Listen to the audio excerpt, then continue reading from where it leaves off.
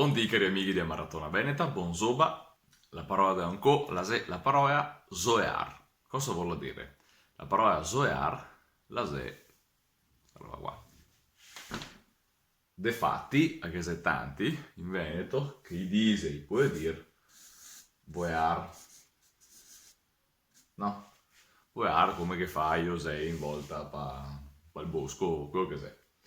Voear. Come si è arrivati da voear a zoear? Ecco, in Veneto può capitare tante volte che la parola, specialmente quel che esprime in azione, dunque di solito un verbo, la ciappe prima all'inizio una consonante de l'anso, una consonante che ha una funzione di intensificare il valore della parola, che può essere anche un sostantivo, ma sempre insomma che esprime un'azione. E allora qual è il tipo di consonante? È la sibilante normale. La sibilante in Veneto si dà in due maniere, o S o Z. S, Z, che l'italiano scrive sempre solo con la S, ma in Veneto che c'è il bisogno di separarle, perché sta qua è se e sta qua è Z, invece in italiano questo problema non lo esiste.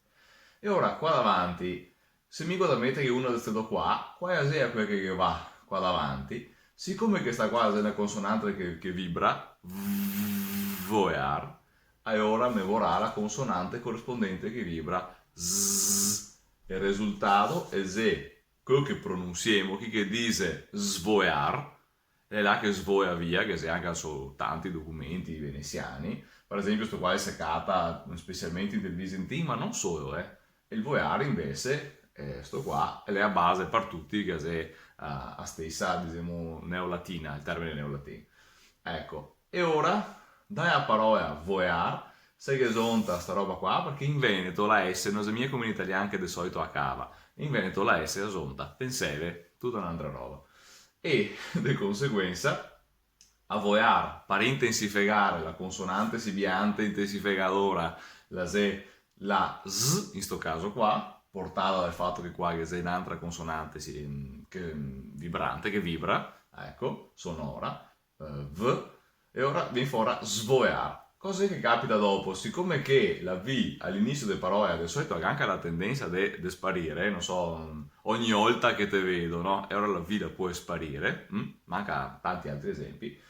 Non so spiegarvi come, forse addirittura prima che arrivasse la Z sta via potrebbe essere sparia, perché di solito due consonanti viste in cursita non si fa sparire una o che altra, ma insomma il risultato finale è che se ha una forma dove che era la V che era qua in mezzo si sparia, e ora da voear si è passati a svoear, ma esiste anche la forma zoear, e ora possiamo andare tutti quanti zoeando con l'aereo dove che vogliamo, ecco. Va bene? Boh, e ora che vi visto anche una roba importante, che sebbene che assomiglia strana da lesere, questa qua è davvero la pronuncia, perché se mi davanti a svoear che mettesse la S, perché così la S, tanto la S, dopo con la S vicina alla consonante, la assume il valore di sonorità della consonante, e ora qua sotto dopo ti toccaria mettere la S, se qua che era la S per svoear, se te facessi così, qua per lo stesso principio tu dovresti dire bon, se sparia la V e resta tutto quanto. No, sparendo la V succede che sta qua resta Z, perché questo è il suono che la ha. Se mi invece dopo la S bivalente, quando che la metto qua all'inizio della parola mi farà soear, e soear vuol dire che è l'aggettivo riguardante il soe, non so, il paneo, soear, e non è mia P, zoear. Capito perché c'è bisogno della descrittività scetta in Veneto, lineare, anche se i nostri occhi non sono abituati. Però la nostra bocca sì, perché quando che metteria mai una S prima di una V, perché metteria una Z, svoear, no? E se zadrio svoear, quello sono Z. Bon, anche per quello che abbiamo fatto, la nostra maratona veneta la va sempre avanti, siamo arrivati all'episodio 92, e ne manca altri 8 e niente, se vediamo indovinè, domani, buona zoeada.